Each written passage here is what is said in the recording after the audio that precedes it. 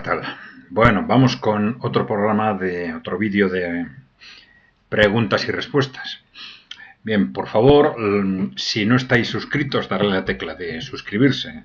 Si queréis ayudarnos, darle a la tecla de unirme o unirse. Y por favor, difundir lo que os parezca interesante, proponer a otros que se suscriban y dejarnos preguntas, comentarios, ideas o propuestas en el canal y las iremos respondiendo, comentando en la medida en que podamos en estos vídeos de preguntas y respuestas. Bien, pues vamos allá. A ver, Pablo Beunza nos dice, ¿sería posible un podcast con Roberto Vaquero? Me parecería interesantísimo. El tema de la inmigración es muy actual y peligroso en determinado contexto. Le ha animado a que contacte con ECAI Center. Es que recasco. Bueno, vamos a ver. El tema es que independientemente de los mensajes habituales de los medios de comunicación, que ya sabéis que están todos los medios habituales controlados por las grandes empresas, directa o indirectamente, ¿no? Fuera de ese mensaje tradicional de que inmigración es solidaridad y por tanto cualquier comentario al respecto se vuelve insolidario, sabéis que esto es una mentira absoluta, ¿no? La inmigración es un fenómeno de explotación masiva de mano de obra y luego en una segunda fase de utilización del fenómeno como un instrumento de división y control social, ¿no? Ya lo hemos explicado, cómo esto viene ya, es un análisis evidente para cualquiera que tenga dos dedos de frente, ¿no? Y que es el análisis que venía realizando el movimiento obrero en todas sus vertientes desde el siglo XIX, ¿no? Es que además es que es algo evidente, que se ve, vamos. Bien, decía, fuera de esa versión habitual, pues hay en otros países hay otras voces, por supuesto en el ámbito, digamos, del populismo conservador, lo que se suele llamar populismo, ¿no? O las nuevas corrientes conservadoras.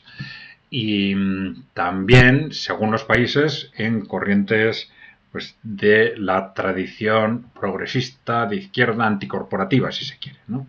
Y esto lo estamos viendo muy claramente ahora en Alemania con el triunfo cada vez más rápido y más significativo del partido de Sarah Wagenknecht, ¿no? El BSV, ¿no?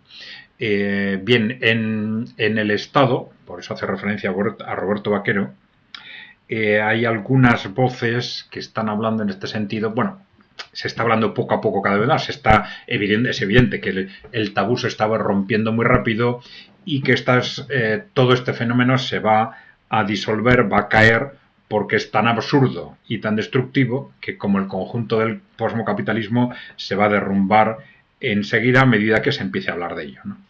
Bien, entonces, ¿quiénes están hablando en ese sentido? Pues algunos grupos en Internet. Uno de ellos es en Roberto Vaquero, el Frente Obrero. También han empezado a hablar pues personas de la izquierda vasca, ¿no? Ya hemos hecho referencia a ello.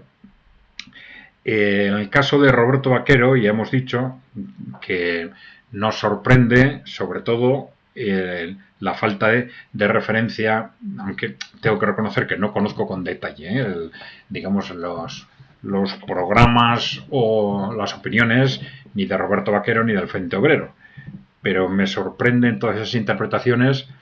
No solo por supuesto el que no se haga referencia a la relación de la migración con la explotación masiva de mano de obra, es decir, y cómo todo este tema de la migración irregular, que evidentemente pues tiene su importancia, sobre todo mediática, porque el bombo mediático que se le da a esto es tremendo, ¿no? Pero es una parte mínima del fenómeno inmigratorio. El fenómeno inmigratorio es básicamente un fenómeno de explotación laboral masiva, ¿no? De utilización del fenómeno inmigratorio para reducir los costes de la mano de obra en empresas concretas o con carácter general, ¿no? Bien, y que nos llama muchísimo la atención que personas que empiezan a opinar de forma más o menos crítica alrededor del fenómeno migratorio pues no hagan referencia a este tema. O si hacen, que no lo coloquen este tema en el centro del debate, ¿no? Ya digo, es el 90, el 95% del fenómeno migratorio, y que no se hable de este tema de la explotación laboral como el motivo fundamental, pues me resulta sorprendente, ¿no? Pero no puedo decir mucho más. Bueno, pues hablar siempre puede ser interesante con todo el mundo. Ahora, hablar públicamente tampoco es el mejor contexto para que se hable con serenidad o se eviten clichés destinados a quedar bien con uno u otro público, ¿no? Pero bueno, yo por supuesto encantado de hablar con todo el mundo. Bien. De Lezo azota alienados. Bueno, nos dice: estarían bien que hicieran un vídeo de cómo nació el nacionalismo vasco desde su más tierna infancia y cómo cuando llegó esta a la adultez parió la izquierda abertzale y cómo se benefició de ello el PNV. Bueno, no es nuestra especialidad, digamos, la historia del nacionalismo. Y creo que el interés de esto tampoco sé si es tan amplio para nuestros oyentes de distintos países, ¿no? Pero bueno, yo casi te pediría ver qué es lo que en todo esto te interesa. Y podemos examinar quizás un aspecto concreto, ¿no? No lo sé. El nacionalismo vasco, en síntesis, es un movimiento que surge, yo diría, desde un punto de vista popular, como un movimiento resultado de la frustración existente en el País Vasco como consecuencia o un importante sector del País Vasco, si se quiere, como resultado de la frustración surgida por la pérdida de las guerras carlistas, incluso en un sector, digamos, del bando liberal, también como consecuencia de la pérdida de los fueros, de las competencias de decisión que tenían los territorios vascos. Se crea entonces un clima que es favorable al surgimiento del nacionalismo, un clima tanto en el País Vasco como en Madrid, si queréis, en el centro de España, ¿no? Se crea un antagonismo que favorece la creación del nacionalismo, el surgimiento del nacionalismo, ¿no? Podía haber surgido de una forma o de otra, pero que no era extraño en el contexto histórico que ese movimiento surgiera, ¿no? Que luego en la medida en que se mantenga en el tiempo, pues de ahí surjan, pues ese sentimiento luego esté relacionado con unas corrientes ideológicas o con otras. Bueno, pues es algo bastante natural en principio, ¿no? Bastante natural, ¿no? Bien. Independientemente de que alguien podría decir, hombre, pues una forma de solucionar los retos del País Vasco es dar la vuelta a esto, ¿no? Es decir, situarnos antes de que surgiera el nacionalismo vasco y resolver ese problema de frustración básica y de enfrentamiento entre, digamos, el centro y los territorios vascos, ¿no? No lo sé. Pero bueno, no sé de Leto Azota si quieres que examinemos algún tema en concreto, ¿no?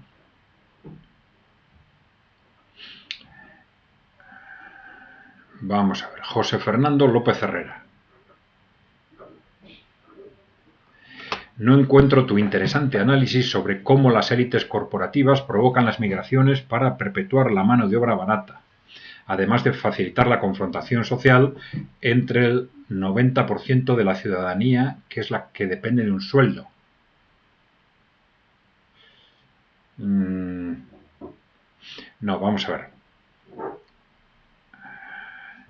El 90% de la ciudadanía depende de un sueldo. Entonces, los trabajadores asalariados en este momento es casi, dependiendo de los territorios y los países, pero en Europa, en la media de la Unión Europea, es un 87% en este momento, ¿no? Pero no veo qué tiene que ver esto con el análisis sobre la migración, ¿no? Ese es otro tema, ¿no? En el tema de la migración, del movimiento migratorio, sí hemos dicho que, no sé si te refieres a esto, que aunque en los medios constantemente pues se han basado en una constante mentira sobre el fenómeno migratorio. Entonces nos intentan todavía confundir la migración con la inmigración irregular. Entonces dicen fenómeno migratorio y nos presentan pues estas balsas en el Mediterráneo que, bueno, como un problema de derechos humanos, etcétera, ¿no? Y de solidaridad, cuando esta migración irregular no es más que entre el 5 o el 10% como mucho, no llega, del total de la migración. Es decir, la migración es otra cosa, ¿eh? En conjunto, la migración se pone en marcha con los dos objetivos, ya lo hemos dicho, primero, de reducción del coste de la mano de obra y segundo, de control y manipulación social, ¿eh? A través de la confrontación social, pero no entre ese 9% de la ciudadanía que depende de un sueldo, entre entre los ciudadanos nativos y los inmigrantes, ¿no? Esa es la confrontación social que en una segunda fase se busca o se utiliza. ¿Eh? Se busca o se utiliza para manipular y controlar la sociedad. Bien, esto es el análisis que hacían o que ha vino diciendo desde el siglo XIX todo el movimiento obrero y que es algo pues que se ve en la práctica, ¿no? ¿Por qué se contratan a los trabajadores inmigrantes? Porque son más baratos, ¿no? Es que es algo evidente, ¿no? Evidente. Y por eso choca que, siendo tan evidente, haya análisis, bueno, sí, por supuesto, análisis de los que dependen de las grandes empresas, de grupos políticos en los que las grandes empresas tienen una enorme influencia, pues bueno, es evidente que no les van a dejar analizar las cosas como son en este ámbito, ¿no? Pero sorprende de gente que dice que son pues progresistas, alternativos, incluso marxistas, etcétera. Sorprende, simplemente. Bueno, pero no sé, estás pidiendo el análisis, pero no sé si te refieres a algún aspecto concreto de ese análisis, ya nos dirás si no.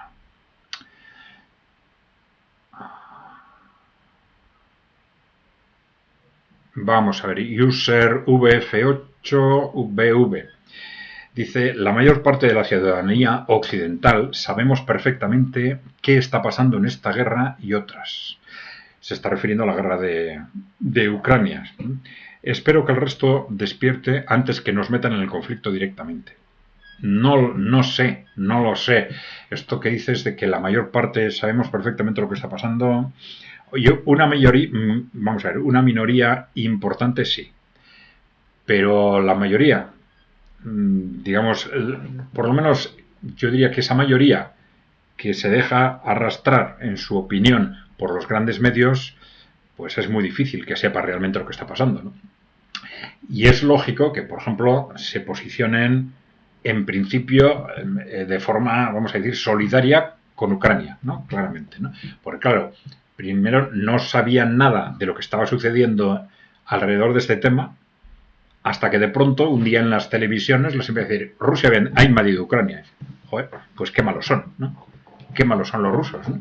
Y qué buenos los ucranianos, pobres ucranianos, ¿no? Es que, y claro, y a partir de ahí, pues han construido su relato, les han construido el relato, ¿no? Claro, no saben nada de que detrás de eso hay, primero, un choque entre los países emergentes y Occidente, o el poder corporativo que controla Europa y Estados Unidos, o que dentro de las estrategias de cerco de Rusia ya puestas en marcha desde los años 90 a partir de la doctrina Wolfowitz, nada más terminar la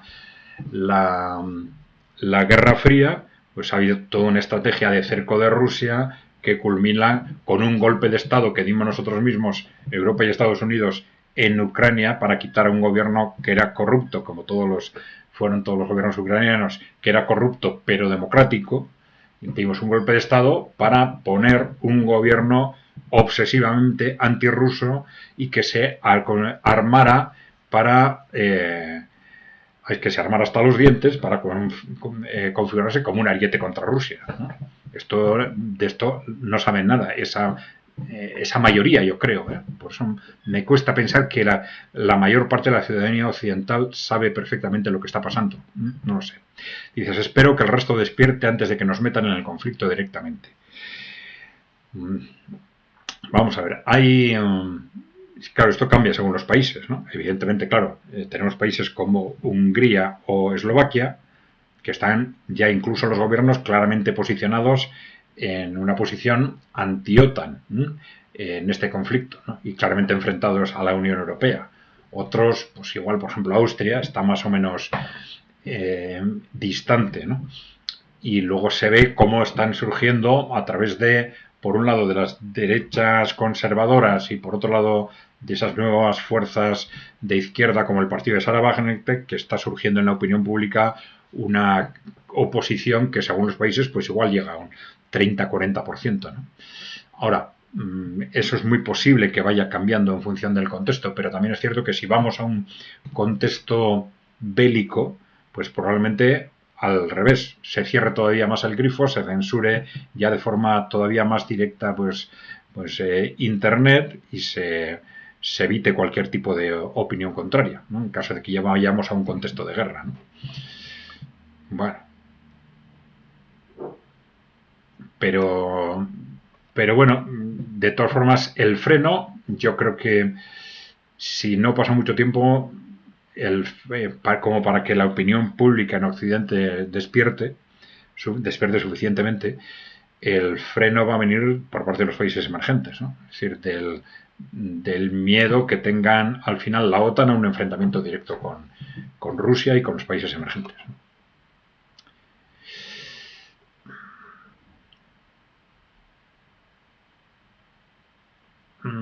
A ver, Claudia Viña está hablando del peronismo también.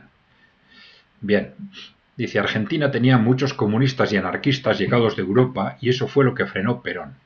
Dio muchos derechos a los trabajadores, pero siempre desde el ámbito capitalista. Su exilio en España fue en Puerta de Hierro y era amigo de Franco. Bien. Sí, bueno, ya hemos hablado otras veces sobre el peronismo. Lógicamente, algunos de los que no tenéis interés en este tema, pero nuestra información es limitada. No puedo decir mucho más. Sí, sé que hay, claro, con la etiqueta o el nombre de peronismo lo llevan tendencias de muy distintas ideologías. Y entonces, bueno, pues no sé en qué medida esto tiene necesariamente que ser malo. Claro, si la población argentina relaciona peronismo con defensa de los trabajadores, defensa de los ciudadanos, pues igual tampoco es malo. Es decir, que independientemente de que elijamos estrategias correctas, pues que además, pues no sé, nos hagamos con el posible capital político histórico que puede tener la apelación o el término peronismo. Pero bueno, ya me lo diréis vosotros. Aunque me imagino que, claro, en Argentina todo el mundo es o pro o anti, ¿no? Frente al peronismo. Pero bueno.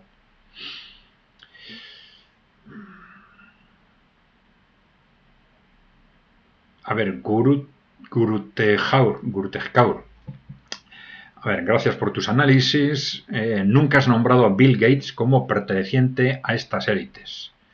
¿Te consta que pueda ser así? En el último vídeo que hemos hecho sobre quiénes están detrás del poder corporativo, creo que sí, le nombramos. Ahí hay, digamos, las élites históricas, que son grandes familias de inversores, ¿no? Fundamentalmente, pero en el momento actual, a la hora se apunta a los grandes multimillonarios con frecuencia. Uno de ellos es Bill Gates, ¿no? Que son las personas estas más ricas del mundo, que suelen estar muy relacionadas con servicios de Internet. Bill Gates, pues bueno, se relacionó mucho tiempo con Microsoft, ahora con otras actividades en el ámbito pues de sanidad, inversión energética, también inversión inmobiliaria, etcétera, ¿no? Bueno, pero estas personas que se han vuelto tremendamente conocidas, como Elon Musk, Bill Gates, Zuckerberg, etcétera, la verdad es que hay bastantes dudas de que sean quienes realmente parecen y que no sean, digamos, instrumentos de otros que les piden dar la cara por ellos, ¿no? Que realmente a estas personas se les atribuyen desarrollos tecnológicos o éxitos empresariales para los que realmente más que su mérito pues están otros detrás que han hecho las inversiones pero han necesitado siempre personas pantalla y entonces como veis en casi todas, por ejemplo las redes sociales, Google, etcétera, pues se tiende a personalizar. Google es el proyecto de esta persona, Facebook es el proyecto de esta persona, y nos lo mitifican como un gran icono de los grandes multimillonarios, etcétera, ¿no? Pero bueno, por eso, pero esto es un poco discutible, ¿no? Que realmente sean ellos los que toman las decisiones últimas sobre lo que quieren o no quieren hacer. Bien. María Aránzazu. Los estados tienen conocimiento de los grandes desplazamientos de personas y también tendrán algo que decir. Bien, esto hace referencia, claro, al fenómeno de la inmigración. Probablemente cuando hemos hecho referencia a la responsabilidad de los empresarios, que son los que les atraen para explotarlos como mano de obra barata. Y digo explotarlos no quiere decir que estén en régimen de esclavitud, que muchos también están, pero explotarlos es simplemente porque los estoy utilizando precisamente para eso, para reducir artificialmente el coste de la mano de obra, ¿no? Y, entonces, por eso me dices, bueno, sí, los empresarios tienen su responsabilidad, pero los estados tienen conocimiento de los desplazamientos de personas y tendrán algo que decir, evidentemente. Claro, porque la responsabilidad de los empresarios pues es muy relativa, es decir, cambia de empresario a empresario. Evidentemente, el primero que toma la decisión tiene una responsabilidad. El primero que se hace rico, pues gracias a contratar trabajadores más baratos, ¿no? Pero claro, luego ahí están los otros de su mismo sector que dicen, pues si yo no hago lo mismo, me tengo que salir del sector o me voy a la ruina, ¿no? Entonces ya es otro tipo de responsabilidad, ¿no? Y tampoco es la misma la responsabilidad de los pequeños empresarios que la responsabilidad que tienen los grandes empresarios, que son los que inciden sobre el poder político y los que les dicen a los políticos lo que tienen que hacer o no. Pero bueno, evidentemente, puesto que ese fenómeno de atracción puede estar muy directamente de atracción, de búsqueda obsesiva de mano de obra más barata, puede ser intrínseco a la economía de mercado, son los gobiernos los que tienen que regularlo. Ya dijimos que el Banco Mundial por ejemplo, habría propuesto distintas medidas de regulación y la más clara o directa es la del establecimiento de un impuesto que compense esas diferencias retributivas, ¿no? Y que evite, por lo tanto, esos enriquecimientos artificiales, ¿no? Pero claro, si esto no se hace, esto es en principio responsabilidad directa de los gobiernos, que saben perfectamente lo que está pasando, y los que no saben es que no, porque no quieren saber, porque es que es algo evidente, ¿no? Es algo evidente. No hay que ser ningún premio Nobel para darse cuenta de esto, ¿no? Pero claro, ya dijimos también, bueno, sí, los gobiernos evidentemente tienen una responsabilidad de regular estos procesos y al contrario, no los están regulando, los están manipulando, los están impulsando, pero la responsabilidad última es evidentemente de los poderes corporativos, que estas grandes empresas que les dicen, estos grandes inversores que les dicen a los políticos lo que tienen que hacer y no tienen que hacer. Bien. José Majavich.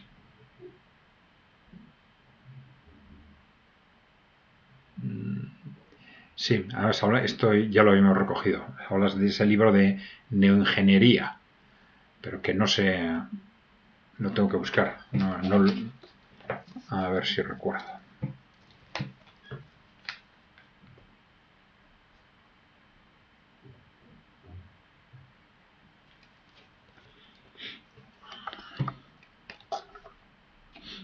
Bien.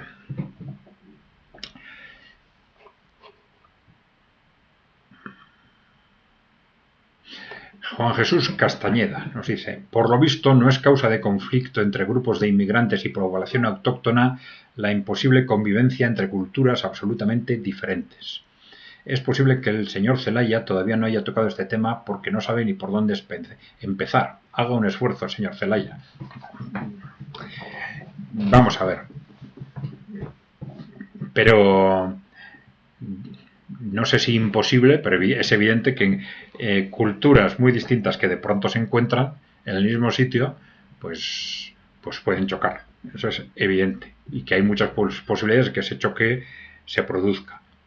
Pero también es cierto que ese choque se va a alimentar. Se va a alimentar. Bien, como históricamente ha sucedido, ya lo dijimos, en muchos sitios donde los mismos, como decían los marxistas, y el propio Marx, ¿no?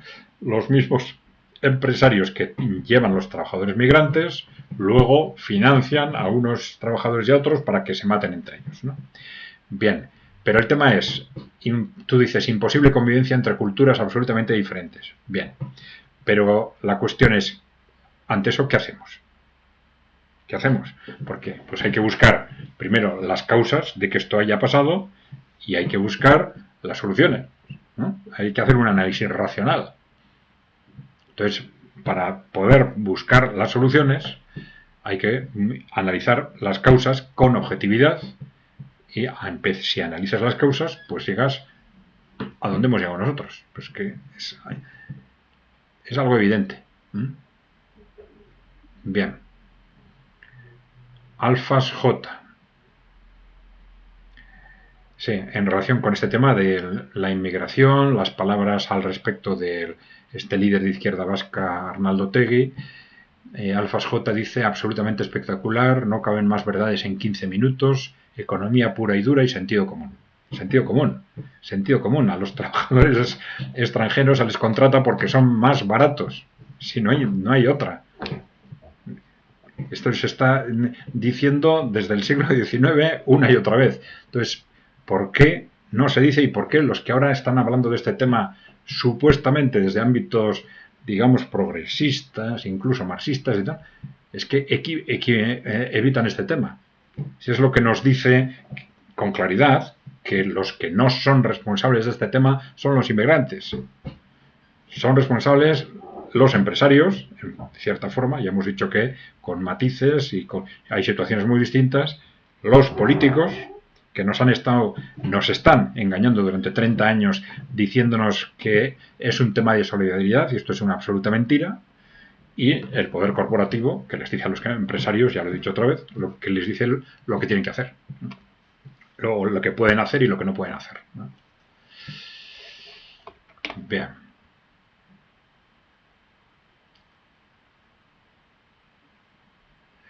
Ricardo de Perea y González. Vamos a ver.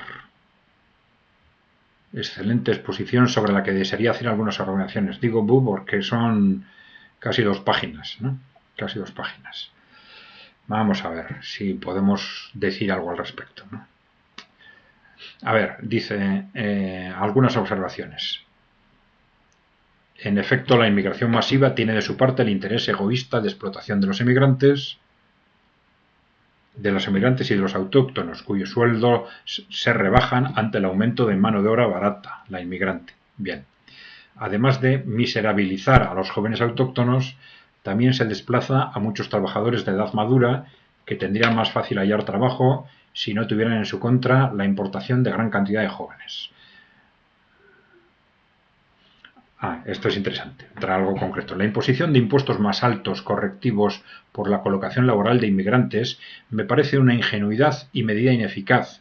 En cuanto gran cantidad de los empleos de inmigrantes son oficiosos o clandestinos y no sirve de mucho la inspección oficial, pues los empleados no cooperan con las autoridades, puesto que temen perder el trabajo y el emolumento, el sueldo. Bueno, vamos a ver. Yo no estoy de acuerdo. No estoy de acuerdo porque efectivamente hay una parte importante de empleos que son clandestinos, ¿no? Pero una parte importante, no es ni mucho menos el conjunto de la inmigración. Y segundo, para eso están la inspección de trabajo. Evidentemente, como cualquier impuesto, si un impuesto no se vigila, pues evidentemente pues se deja de pagar y no pasa nada, ¿no? Para eso están las inspecciones de trabajo. Y no es el único tema, pero hay una serie de elementos de las normas laborales que en muchos sectores no se cumplen, sobre todo donde no hay un nivel importante de sindicalización y que las inspecciones de trabajo no llegan. Y muchas veces no llegan porque no quieren llegar. Bueno, no es que ellos no quieran llegar, porque no se les dota a los inspectores de trabajo de los recursos suficientes. Las inspecciones de trabajo se mantienen sin recursos suficientes para asegurar que la normativa laboral se cumple, por ejemplo. Pero, bueno, algo similar podríamos decir de esto. Si se ponen recursos, no hay ningún problema para asegurar que sustancialmente ese impuesto que se pudiera poner, pues se cumpliera, ¿no? Bien. Luego entras en otros temas, ¿no? Mucha de esa gente es inasimilable más allá de puestos de trabajo antiguamente llamados de oficios viles. No sé.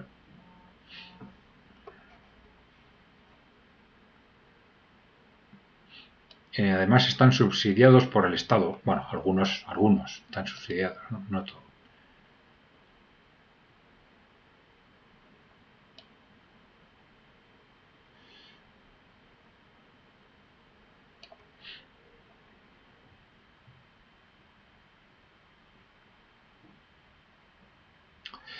Vamos a ver, está diciendo otra vez que al final, detrás de todo esto, va mucho más allá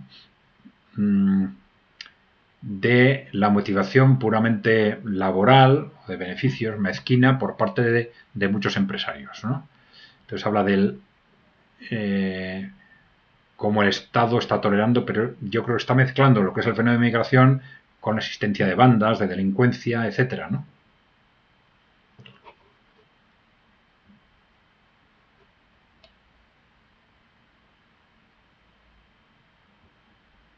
Bueno, que está diciendo, sí, lo que hemos dicho nosotros, que la importación, el asentamiento de inmigrantes, culturas antiéticas, etcétera, todo eso tiene como objetivo la división de la sociedad presente en el país y el enfrentamiento radical y pertinaz de los bandos que se conformen. Ya hemos dicho que este es el segundo objetivo. Primero, disposición masiva de mano de obra barata. Segundo, división social. Bien. Bueno, el texto es mucho más largo, pero no me voy a extender, porque si no los demás se nos van a aburrir. Bien. Pedro PK6Q. Adrián, lo que dices es absolutamente compatible con lo que dice Otegi, puesto que son diferentes temas. Bueno, se refiere a que nosotros criticábamos. Decíamos que no estábamos de acuerdo con la opinión de Otegi porque no hacía referencia, esa versión de la inmigración no hacía referencia a este aspecto fundamental que es las dos motivaciones básicas de este fenómeno migratorio. Primero, explotación masiva de mano de obra. Segundo, generar división social para manipular y controlar la sociedad, ¿no? Pero Pedro PK nos dice que son diferentes temas. Sí, ¿no? Pero claro, si yo doy mi opinión sobre la inmigración, pero digo algo que, por lo menos desde nuestro punto de vista, supone hablar del 10% y no hago referencia a lo más importante, pues estoy evidentemente distorsionando el análisis sobre lo que es la migración. Y esto en este momento es tremendamente importante. Ya lo hemos dicho. Si hay algo que tiene que quedar claro es que los que no son culpables de este fenómeno son los inmigrantes. Esto es algo que es evidente. Bueno, por supuesto, salvo que haya casos de delincuencia, etcétera, ¿no?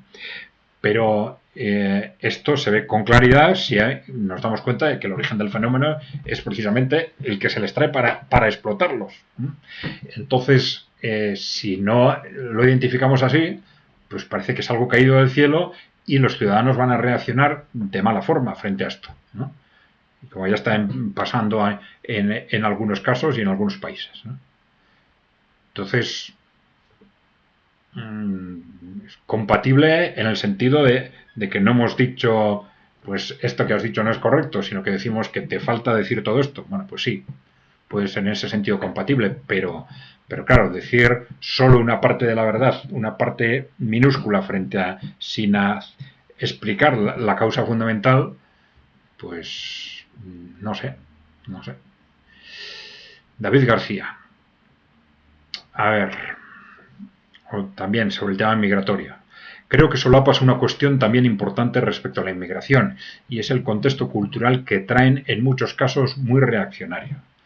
Años aquí quejándonos de la Iglesia, de comportamientos en el espacio público, resulta que ahora nos envolvemos con la bandera del y no con la bandera del cosmopolitismo y a tragar porque hay que respetar. Los guetos van a marcar nuestra sociedad en general y a la clase trabajadora en particular. Flaco favor al de la izquierda woke, que enfatiza las identidades y no lo que nos une.